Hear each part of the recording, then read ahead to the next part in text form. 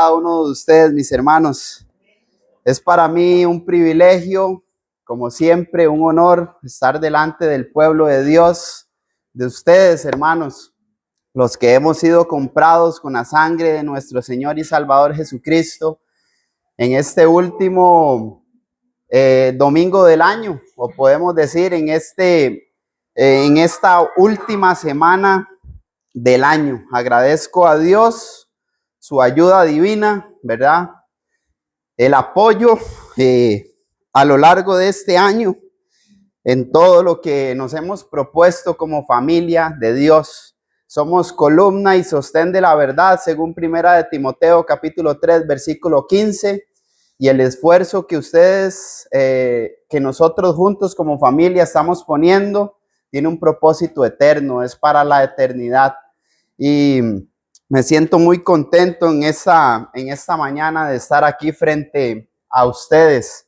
Es un privilegio, como dije anteriormente, poder compartir la palabra de Dios. Hemos estado estudiando a lo largo de este año el reino de Dios. La Biblia, hermanos, establece que el reino de Dios y la iglesia es lo mismo, y que todo aquel que ha reconocido a Jesús como Señor y Salvador, esto significa que ha sido sumergido en agua para el perdón de los pecados, lo ha confesado o mantiene una vida confesando a través de su diario vivir a Cristo, a Dios el Padre, a Dios el Hijo y a Dios el Espíritu Santo, está en un reino inconmovible que no tiene fin. Y el propósito, mis amados hermanos, es poder mostrar esto, es poder mostrar que el reino de Dios y la iglesia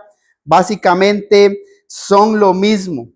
Y con esto, hermanos, debemos de animarnos a sujetarnos a la deidad para que el esfuerzo que estamos poniendo tenga un norte, ¿verdad? Tenga un propósito, tenga un destino final. A través de los tiempos, hermanos, hemos observado, leyendo la Biblia, cómo Satanás ha querido estorbar la obra de Dios. De hecho, desde Génesis capítulo 3, hermanos, nosotros observamos cómo el mal se introduce y la serpiente llega y le dice a la mujer que podía, ciertamente del fruto del árbol podía comer porque no iba a morir. Pero recordemos que anteriormente ya Jesús, Dios, había dicho que del fruto del árbol del bien y del mal no podía comer. ¿Qué quiero decir con esto, hermanos? Que la obra de Dios siempre va a tener un obstáculo, siempre está en oposición desde el inicio. Si usted nota a lo largo de las escrituras, hermanos, Antiguo Testamento y Nuevo Testamento, siempre va a haber hombres que están en oposición a lo que la palabra de Dios enseña. De hecho, un anciano de la iglesia, un apóstol de nuestro Señor y Salvador Jesucristo, como lo fue Pedro, ahí en la segunda carta, capítulo 3, versículos 16 y 17, él mencionó lo siguiente, escribiendo a los expatriados de la dispersión de Ponto, Asia, Galacia, Capadocia y Bitinia, según Primera de Pedro, capítulo 1, versículo 1. Casi en todas sus epístolas, hablando Pablo, ¿verdad?, de estas cosas, en las cuales hay algunas cosas difíciles de entender, las cuales los indoctos e inconstantes tuercen, así como tuercen el resto de las escrituras para su propia perdición. Versículo 17, Pedro mencionó a los hermanos y mencionándoles: ustedes que ciertamente saben esto de antemano, guárdense, tengan cuidado. ¿Por qué? Porque no sea que escuchando una doctrina que no es bíblica, sean arrastrados por el error y se pierdan y caigan de la firmeza. La necesidad, mis amados hermanos, de permanecer en la doctrina de Cristo no es opcional. Es un privilegio que tenemos pero es algo que cada uno de nosotros personalmente tiene que estar velando y cuidando. Recuerde que el que piensa que está firme, tenga cuidado, no sea que caiga. Y por esto mismo, hermanos, es que hemos venido estudiando este tema indispensable para nuestra salvación, como es el reino de Dios. ¿Por qué estudiar el reino de Dios, hermanos? Número uno, porque el reino de Dios es un tema bíblico. ¿A qué me refiero con eso? Me refiero a que leyendo las páginas de nuestra Biblia observamos cómo los profetas anunciaron un reino que iba a ser establecido. Los apóstoles mencionaron de un reino que desde antes de la fundación del mundo ya estaba destinado. Jesús en su predicación mencionó acerca de un reino que iba a ser establecido. Entonces, es un tema sumamente importante que nosotros conozcamos.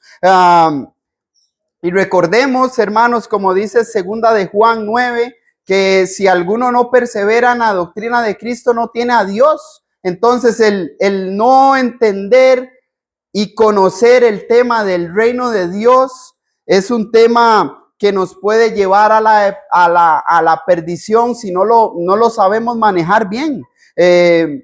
¿Por qué estudiar este tema, hermanos? Porque muchos no están bien informados en cuanto al reino de Dios. Existen cristianos que lastimosamente no manejan el tema del reino de Dios y la iglesia. Piensan que el reino de Dios y la iglesia es algo completamente distinto. Pero al ser un tema bíblico, usted y yo, hermanos, como también lo vimos en el seminario, debemos de estar listos de presentar defensa con mansedumbre y reverencia ante todo aquel que demande razón de la esperanza que hay en nosotros. Primera de Pedro capítulo 3 versículos 15 y 16. Aparte de que es necesario o es indispensable para nuestra salvación el estudiar este tema, porque he mencionado anteriormente, hay falsas enseñanzas con respecto a esto. Por ejemplo, está la doctrina del premilenialismo, hermanos. Doctrina que voy a explicar un poquito más adelante. Y muchos hermanos están compartiendo videos en sus redes sociales, están dándole seguir a personas que están predicando la falsa doctrina y están siendo partícipes de eso. Están guiando su alma al infierno y están dirigiendo las almas de otros al infierno. Entonces es necesario, hermanos, nosotros conocer y dar la interpretación bíblica a este hermoso tema que es sumamente sencillo. Efesios capítulo 3, versículo 4, la Biblia enseña que nosotros leyendo podemos entender. Nuestro Señor y Salvador Jesucristo mencionó en Juan capítulo 8, versículo 32, que conoceremos la verdad y la verdad nos hará libres. Esa verdad es la palabra de Dios en Juan capítulo 17, versículo 17. Leyendo la escritura con un corazón honesto y dispuesto en cuanto al reino de Dios y la iglesia, que es lo mismo, vamos a poder estar conscientes del lugar de privilegio donde estamos y así poder ayudar a otros, mis amados hermanos, en cuanto a esto. Y lastimosamente, como dije anteriormente, muchos hermanos andan por el mundo predicando otra cosa que no es de acuerdo a la sana doctrina en cuanto al reino de Dios. Recuerden que la sana doctrina es fundamental para la salvación. Tito capítulo 2, versículo 1, tú habla lo que esté de acuerdo a la sana doctrina. Primera de Pedro capítulo 4 versículo 11, si alguno habla, hable conforme a la palabra de Dios, porque el propósito de todo esto es que Dios sea glorificado, a quien pertenece la gloria, el imperio, el poder por los siglos de los siglos. A lo que Pablo también mencionó en Colosenses capítulo 3 versículo 17, y todo lo que hacéis, sea de palabra o sea de hecho, hacedlo todo bajo la autoridad, esto es, bajo el nombre de nuestro Señor y Salvador Jesucristo. Pero bueno, ¿qué es el reino premilenial, hermanos? Bueno, hay varios hermanos que han escrito con respecto a esto. Tengo varias citas que quiero leer textualmente. El hermano Wayne Jackson escribió con respecto a esta falsa enseñanza en su libro El premilenialismo, que es un sistema de infidelidad. Y básicamente es lo que mencionó, que este sistema de falsa doctrina es el resultado de una gruesa literalización de algunos versos simbólicos en el libro de Apocalipsis, así como otros textos en el Antiguo Testamento y Nuevo Testamento. La palabra o premilenio, pre significa antes y milenio, 1000 años, ¿verdad? Esto quiere decir un periodo de 1000 años, que sugiere que Cristo va a retornar a la tierra antes de un reino de 1000 años y va a ser establecido aquí en la tierra. Ernest Kennan, en el diccionario de teología Baker, en la página 352, escribió lo siguiente: se sostiene que los profetas del Antiguo Testamento anunciaron el restablecimiento del reino de David y de que Cristo mismo intentaba llevar esto a cabo, pero se alega de que por ser rehusado, esto significa por no ser aceptado por los judíos en su momento, él propuso el establecimiento de su reino hasta el tiempo de su retorno. Y mientras se argumenta, el Señor agrupó junto a la iglesia como una especie de medida intermedia. ¿Qué quiere decir esto? Lo que está diciendo él es que como Cristo o Jesús vino a este mundo y no fue recibido por los judíos, ¿verdad? Entonces Dios creó un plan B, y ese plan B es la iglesia. A él no ser recibido por los judíos, algo que está completamente en desacuerdo con las páginas de la Biblia. Y lo mismo escribió Van Harvey en el libro Un manual de términos teológicos, en la página 151. Generalmente, dice, los premilenialistas creen que aproximadamente antes de la segunda venida del tiempo se verá marcado por una extraordinaria tribulación y maldad y la aparición del anticristo. En su venida, Cristo destruirá a este anticristo y los creyentes serán resucitados de los muertos. Luego sigue un milenio de paz y orden sobre el cual Cristo reinará con sus santos.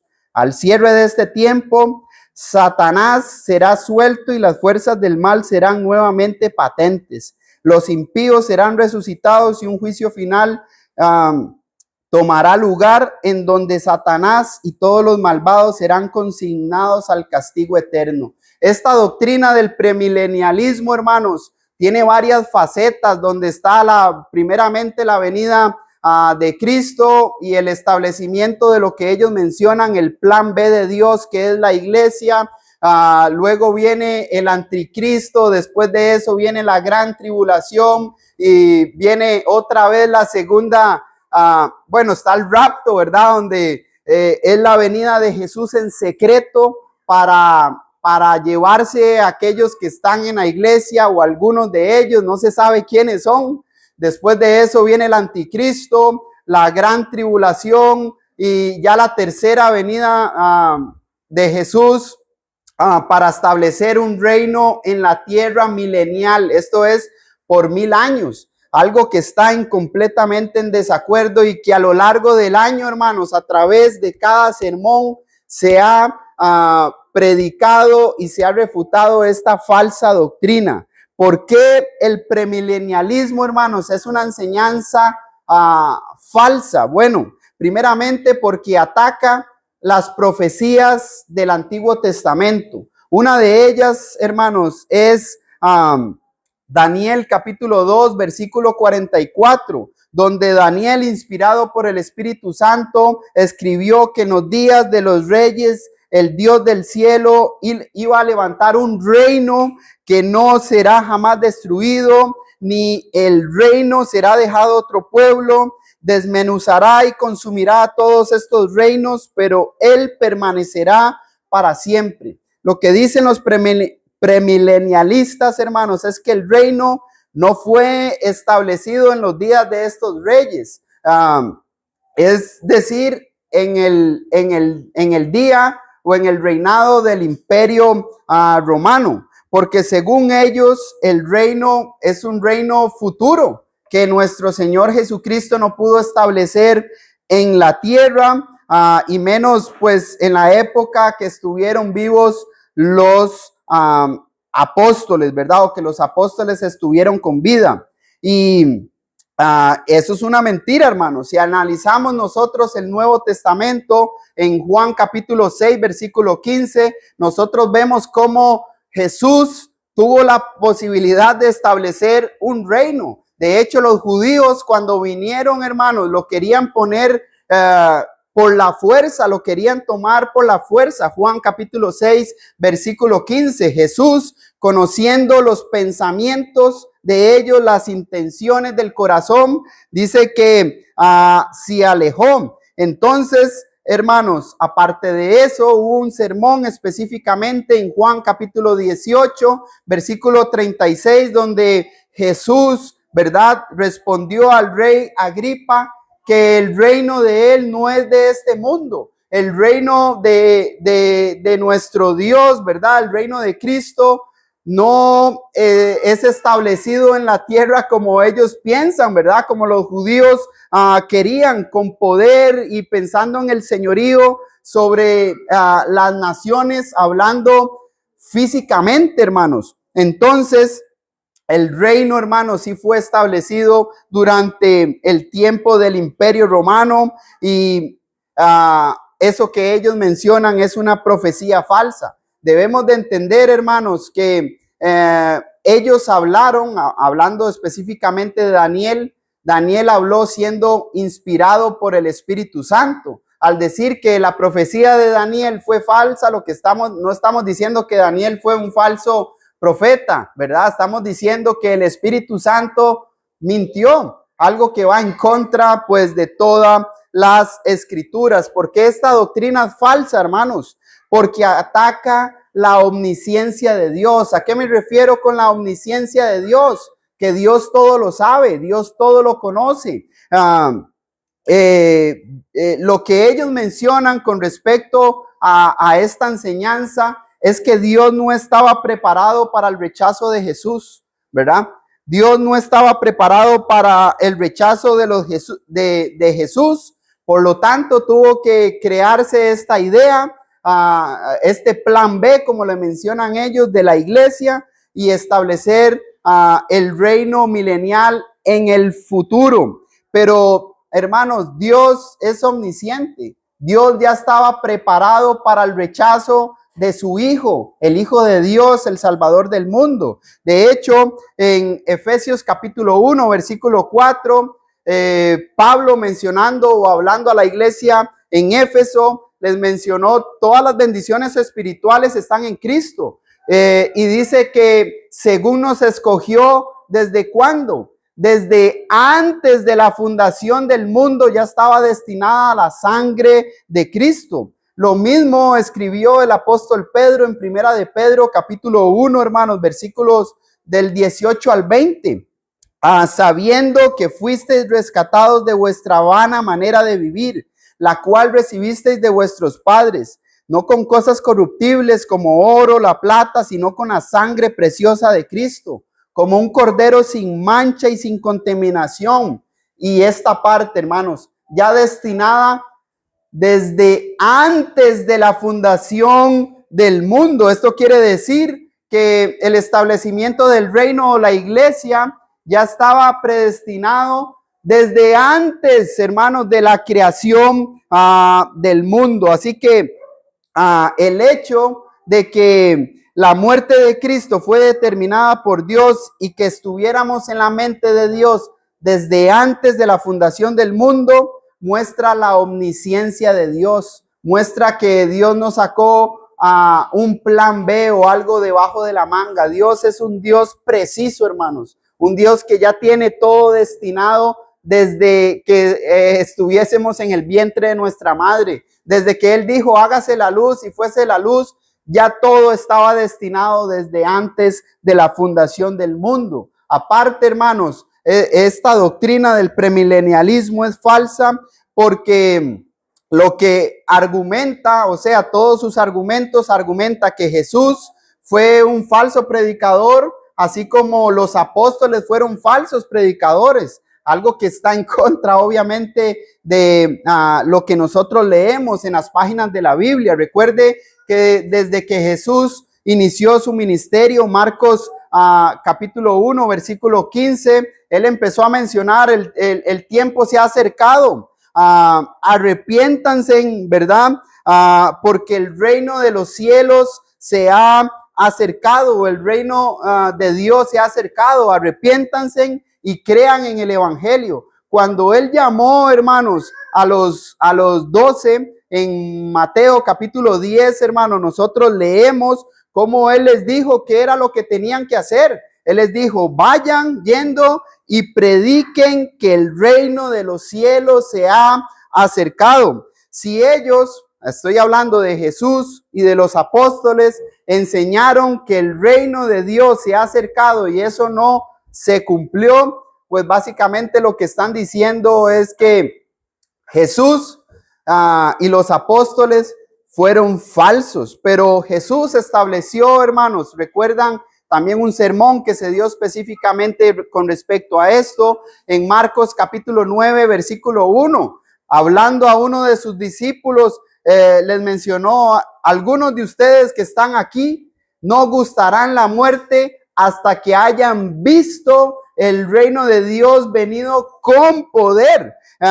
Y si Jesús, hermanos, les mencionó esto a los apóstoles y a lo largo, hermanos, tanto en el Antiguo Testamento como el Nuevo Testamento, sabemos que Jesús no pecó. De hecho, una de las profecías en Isaías capítulo 53, versículo 9, específicamente 740 años aproximadamente antes de la venida de Cristo, escribió los padecimientos y los sufrimientos del Mesías, y en una cláusula en el versículo 9 dice que en él no hubo engaño en su boca. Primera de Pedro también, capítulo 2, versículo 20 en adelante, hermano, nosotros podemos ver que en Jesús no hubo pecado. También en Primera de Juan, capítulo 3, versículo 5, dice que él vino a morir por los pecados y en él no hubo pecado. Jesús no pecó, hermanos. Esto quiere decir que toda la vida de su ministerio, todo lo que él hizo, hermanos, fue verdad. Y por la verdad, como dicen, murió Cristo por predicar lo que estaba destinado de antes de la fundación del mundo, por cumplir en él las profecías del Antiguo Testamento, por dar promesas a los apóstoles que obviamente se cumplieron. Así que el reino, según lo que Jesús dijo, fue establecido en el día de Pentecostés con poder, según Hechos capítulo 2, donde observamos el establecimiento de la iglesia. Jesús dijo en Marcos 9:1 que el reino de Dios iba a venir con poder, que los apóstoles iban a recibir ese poder. Recuerdan Juan capítulo 14, 26, Juan 15, 26 y Juan 16, 13. Él les prometió la promesa del Espíritu Santo, y en Hechos capítulo 1, versículo 8, él les mencionó, pero recibiréis poder cuando haya venido sobre vosotros el Espíritu Santo, y me seréis testigos en Jerusalén, en Judea, en Samaria y hasta lo último de la tierra. Ustedes leyendo y nosotros nos damos cuenta en Hechos capítulo 2 cómo los apóstoles fueron investidos de ese poder, y ellos puestos en pie, y específicamente el apóstol Pedro predicó de ese reino, comprobó que en Jesús se cumplieron las profecías del Antiguo Testamento, hermanos. Y las personas que estuvieron ahí, ¿qué dijeron? Lo tuvimos, lo matamos, lo desechamos, ¿qué vamos a hacer? Pedro les dijo, arrepiéntanse y bautícese en el nombre de Jesucristo para el perdón de los pecados y recibiréis el don del Espíritu Santo. Hechos capítulo 2, versículo 38. Y aquel día dice, como 3,000 personas fueron sumergidas en agua para el perdón de los pecados. Así que el reino fue prometido por Jesús. La promesa del Espíritu Santo fue para los apóstoles. Los apóstoles recibieron esa promesa del Espíritu Santo y fueron llevados a toda la verdad y predicaron la verdad con respecto al reino, y ese reino fue establecido en el día de Pentecostés, y en ese reino que es la iglesia, según Hechos capítulo 2 versículo 47, el Señor ha añadido a la iglesia todos los que son salvos. Así que un reino futuro es falso, hermanos. Es algo que está en contra de la voluntad de Dios. Otro punto, hermanos, con respecto a esta doctrina falsa del premilenialismo en todas sus etapas que mencioné anteriormente. Ellos enseñan que el reino y la iglesia son dos instituciones completamente diferentes, pero la Biblia, hermanos, enseña que la iglesia y el reino son lo mismo.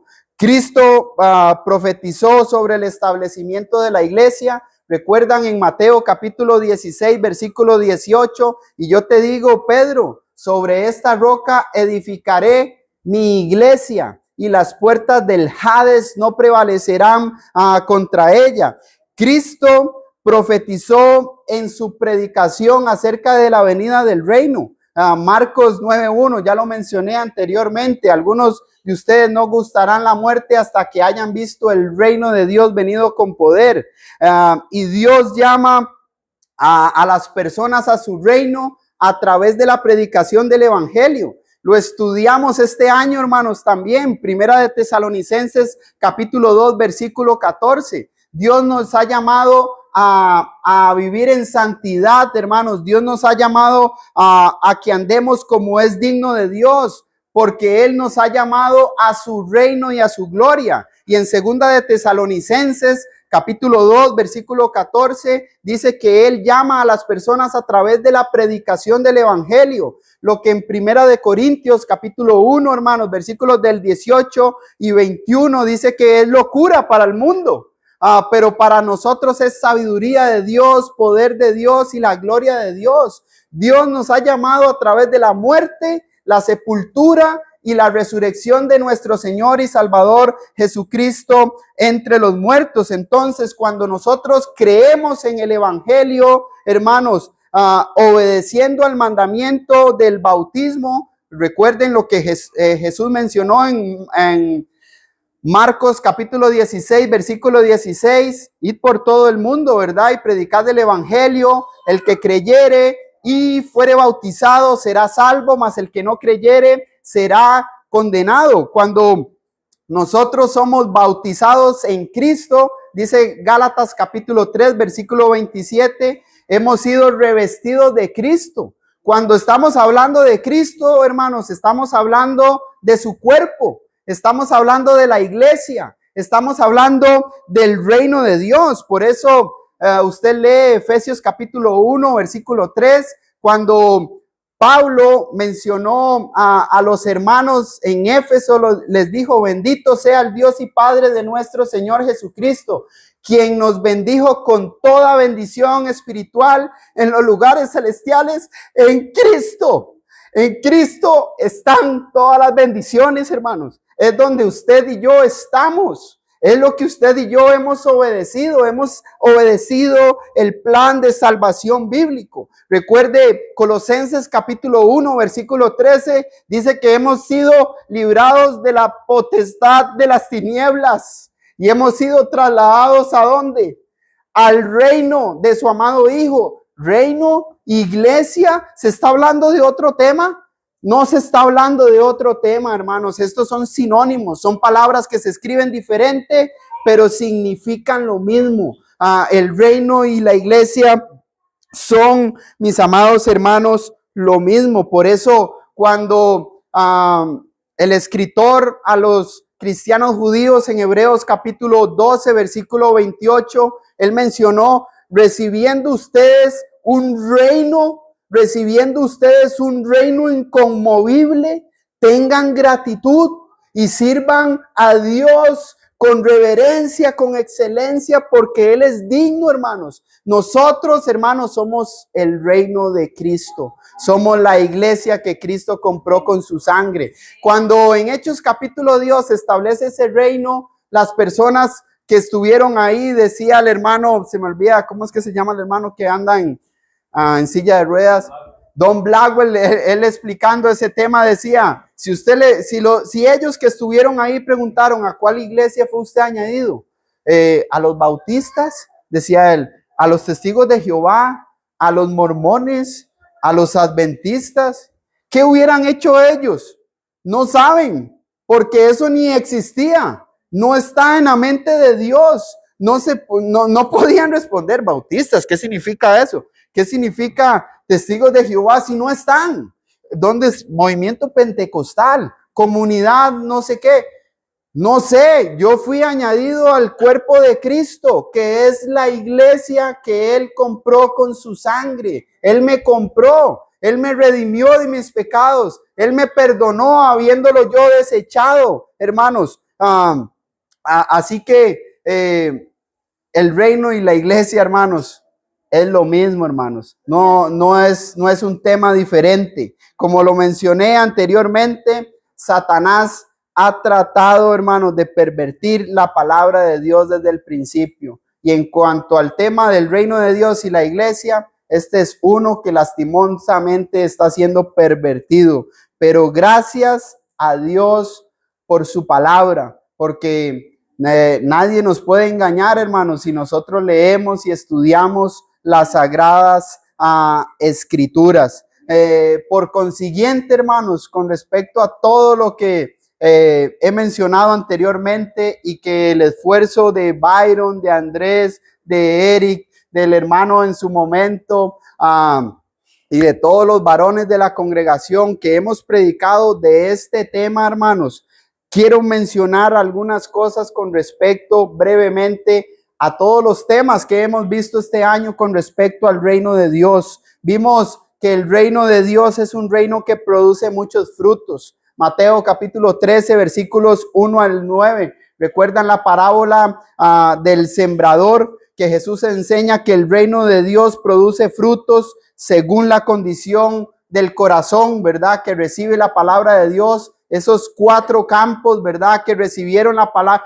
Todos escucharon la palabra de Dios. Todos recibieron la palabra de Dios, pero no todos dieron fruto. Solo dio fruto aquel campo que es una buena tierra, aquel campo que recibió la palabra y produjo a 100 por 1. El reino de Dios no es de este mundo, dijo el hermano, ¿verdad? Juan capítulo 18, versículo 36. Jesús declaró que el reino no es de este mundo. Esto quiere decir que no es de origen humano. No hay ningún humano que lidere, que guíe el reino de Dios, ni que lo haya pensado, ni que lo haya creado, porque el reino es de Dios. Por eso el reino, hermanos, usted ve como el reino no es político, el reino no es militar, el reino no decimos nosotros hacemos lo que nosotros queremos, porque ya está establecido lo que se debe de hacer. Por eso, hermanos, como siervos, nosotros no peleamos físicamente. ¿Recuerdan cuando Jesús lo arrestaron y aquel joven, ¿verdad? Malco, que le tiró, le cortó la oreja, pero él iba por la cabeza. ¿Recuerdan ese caso donde Jesús hizo ahí una operación rápida, agarró la oreja, la juntó y se la pegó? El reino, los siervos del reino no pelean por las cosas del reino. Imagínense si nosotros, todo lo que se dice de Dios, todas las marchas que se hacen en contra de la voluntad de Dios, y los que estamos persuadidos por la verdad y tenemos convicción, vamos y nos ponemos en guerra, ¿verdad?, contra ellos. No, porque el reino de Dios no es de este mundo. Nosotros sufrimos por esto, nosotros aguantamos por esto, porque lo que está prometido no es para este mundo, sino es para la eternidad.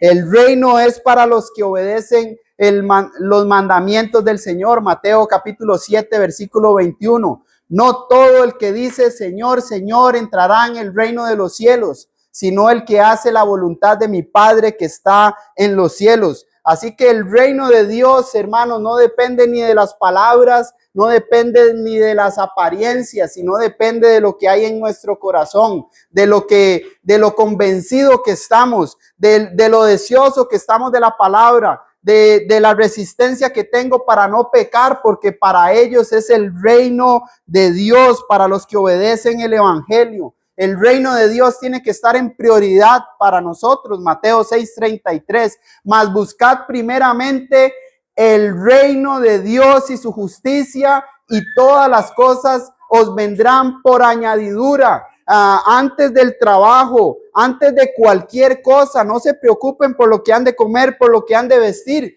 porque si yo tengo el reino de Dios, esto es a Dios Padre, a Dios Hijo y a Dios Espíritu Santo como prioridad en mi vida, hermanos, no va a haber ni un justo desamparado. No va a haber nadie que mendigue pan, que confíe en la palabra de Dios. Por eso es que el reino de Dios tiene que estar en prioridad en mi vida. ¿Qué tanto yo tengo el reino de Dios como prioridad? Hágase ese examen, hermanos, examinaos a vosotros mismos si estamos en la fe. ¿Cuánto es, qué es para usted tener al reino de Dios como prioridad? El reino de Dios como prioridad no es solo congregarse un domingo, es en toda la manera de vivir, hermanos, porque el reino de Dios, hermanos, es un refugio para muchos. Mateo 13, versículos 31 al 33, aunque comienza dice algo pequeño, ¿verdad? Esa pequeña semilla de mostaza, ella crece, ¿verdad? Como una levadura. Recuerde que la levadura un poquito y leuda, esto es, se expande y crece. ¿Qué estamos haciendo con la palabra de Dios, hermanos? Estamos dejando que ella actúe, estamos dejando que crezca en mi vida para yo poder ser una bendición para otros que están. El reino de Dios es algo sumamente valioso. ¿Por qué? Porque Jesús enseñó que el reino de Dios tiene un valor incomparable. Quien entiende, hermanos, y quien está dispuesto a dejar todo con gozo para obtenerlo, es alguien que tiene al reino de Dios como algo valioso. Esto muestra que cualquier cosa terrenal, hermanos, no se compara con el reino de Cristo. Lo que podamos obtener materialmente, los logros que podamos obtener educativamente como familia, nada se compara, hermanos, con el reino de Cristo, con el reino de Dios, que es la iglesia. ¿Por qué? Porque el reino de Dios es seleccionado para la salvación, mis amados hermanos. Mateo 13, del 36 al 43. Recuerde que ahí está hablando de la parábola del trigo y de la cizaña. ¿Cómo crecen? ¿Cómo crece el trigo y la cizaña? Crecen juntos, pero el que estableció el reino, el que lo pensó desde antes de la fundación del mundo, dijo: no se preocupe a usted, trigo, que está creciendo con la cizaña. Yo sé que te abate, yo sé que sientes angustia, yo sé que a veces desánimo por la cizaña que está ahí, que crece junta. No se preocupe, yo soy el que juzgo. En ese momento, Él va a quitar, va a separar, dice, al trigo de la cizaña. Y lo hemos estado viendo en Filipenses capítulo 1, hermanos. Algunos predican a Cristo por envidia, otros por contienda, otros de buena voluntad. Pero Pablo dijo: yo me gozo porque Cristo es predicado, Cristo es glorificado. Entonces, no juzgue, ocupémonos nosotros en ser ese trigo, en estar dando fruto, en el estar, digo yo, ¿verdad?, metido en la mejenga, el estar preocupado, el estar creciendo en el reino, el estar dejando que la gracia de Dios trabaje en nuestra vida, porque ese reino, hermanos, en el cual hemos sido trasladados, es un reino que está destinado por Dios para la salvación. El que está fuera del reino no va a ser salvo. Por eso es que el reino de Dios es para los humildes. Mateo capítulo 18, versículos del 1 al 4. El reino de los cielos pertenece a los humildes. ¿Cómo lo enseñó él? Puso a un niño como ejemplo. Muestra que solo los que se humillan, los que dejamos el orgullo, la autosuficiencia, podemos entrar en el reino de Dios. Muchas veces como cristianos nos creemos autosuficientes, que somos muy cardas, que nosotros podemos. Hermanos, no podemos nada sin Cristo, que nos fortalece. Tenemos que dejar a un lado el orgullo, tenemos que dejar a un lado la autosuficiencia y empezar a depender de la gracia de Dios, porque el reino de Dios es para los humildes. Y al ser humildes, hermanos, ese rey, ese juez justo nos va a recompensar según lo que hemos hecho.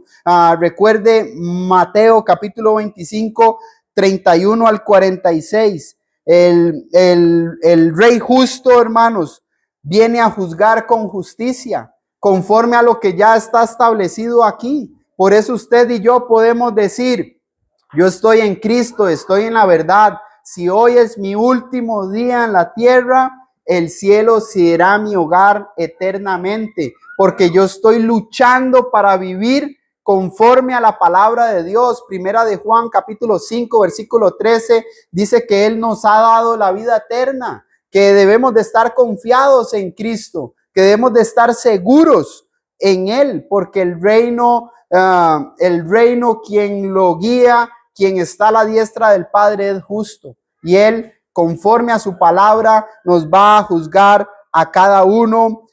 Y el reino de Dios, como vimos anteriormente, es para aquellos que han nacido del agua y del Espíritu. El hermano dio una tremenda clase de eso que está grabada. Del agua y del Espíritu. ¿Qué es que el agua tiene algo? El agua no tiene nada, hermanos. El agua no tiene nada, sino se utiliza como ejemplo, porque ellos utilizaron agua. Juan capítulo 3 versículo 23 dice que Juan bautizaba en Enón porque allí habían muchas aguas. Hechos capítulo 8, recuerda el eunuco cuando mandó a parar el carruaje, y dice que ellos, cuando creyó en el Señor Jesucristo y le dijo: si crees en el Señor Jesucristo, bien puedes, mandó a parar el carruaje y ambos descendieron al agua para ser bautizados. Tenemos el ejemplo del bautismo de Jesús en el río Jordán, recuerdan, por Juan el Bautista, para que se cumpliera toda justicia. Esto es lo que estaba establecido en la ley, en la palabra de Dios. Y así fue bautizado Jesús, mis amados hermanos. Para los que nacen, dice, del agua, y los que nacen del Espíritu. Ahí, bajo ese mismo contexto, en Juan 3:16, porque de tal manera amó Dios al mundo, que ha dado a su Hijo unigénito, para que todo aquel que en Él cree no se pierda, mas tenga vida eterna. Porque Dios no envió a su Hijo al mundo para condenar al mundo, sino para que el mundo fuese salvo por medio de Él. Y el 18 dice: el que cree no es condenado. El creer, hermanos, el decir creer, esto es un participio, que lo que significa básicamente es el que se mantiene creyendo. No es como algunos dicen: yo creí y yo vengo cuando quiero, me reúno cuando quiero, voy a evangelizar cuando quiero. No, el que se mantiene evangelizando, el que se mantiene congregándose, el que se mantiene leyendo, el que se mantiene orando, el que, etcétera, etcétera, etcétera, hermanos, todo lo que la palabra de Dios nos dice, los que nos mantenemos, no seremos condenados. Pero el que no se mantiene, hermanos, dice que va a ser condenado. ¿Por qué? Porque amaron más las tinieblas que la luz. ¿Y quién es la luz? Cristo. El desechar a Cristo es desechar su cuerpo, es desechar su reino, es desechar su iglesia. ¿Cuál iglesia? Romanos 16:16. Os saludan las iglesias de Cristo. No por un título, un nombre, sino por pertenencia. Le pertenecemos a Él. Usted no lee en las páginas de la Biblia, hermanos, Otra iglesia habla de un cuerpo. Efesios capítulo 4, hermanos, versículos 4 en adelante. Un cuerpo, un espíritu, un Dios y Padre de todos, el cual es sobre todos y está en todos. Ese cuerpo es al cual usted y yo fuimos añadidos. Si hoy, hermanos, somos parte de ese reino, siéntase gozoso, siéntase feliz, porque Dios nos ha edificado como piedras vivas, dice Primera de Pedro capítulo 2. Si usted está fuera del reino, ¿verdad? Estoy hablando a hermanos. Recuerde que el juicio de Dios comienza por su casa. Primera de Pedro capítulo 4, versículo 15. Me dirijo a ustedes, hermanos. Si usted, habiendo entendido que hay un reino, habiendo sido añadido por Dios a ese reino a través del bautismo, ¿verdad? Y el confesar a Cristo y el arrepentirse de sus pecados, y no está permaneciendo en el reino, cambie su mentalidad, cambie su manera de vivir, porque si usted no persevera en el reino, no va a ser salvo. Si usted está fuera del reino, como dice Juan, lo ve de lejos, ¿verdad? No puede ver el reino y no puede entrar en el reino de Dios y no sabe lo que tiene que hacer. Denos la oportunidad. Ya he mencionado algunas cosas, pero tal vez se van, ¿verdad? Denos la oportunidad. Tóquele así al hermano. Dígale, yo quiero entrar en el reino. Yo quiero entrar en la iglesia de Cristo. Yo quiero ser parte. Yo no quiero ver, como dicen, los toros de afuera. Yo quiero estar ahí adentro. Yo quiero gozar de las bendiciones espirituales en Cristo. Entonces, denos la oportunidad de predicarle el evangelio. Si usted, como digo, no está en el reino y usted no sabe lo que tiene que hacer, denos ese chance, denos ese privilegio de predicarle lo que a un día a mí me predicaron a través de las páginas de la Biblia. Que la gloria y la honra sea siempre para nuestro Dios. Si usted desea responder a esta invitación, hermanos, les invito a lo que ya mencioné anteriormente. Busque ayuda espiritual, busque siempre el consejo de Dios, porque aquí tenemos todo lo que nosotros necesitamos para esta vida y para la piedad. Dios me los bendiga.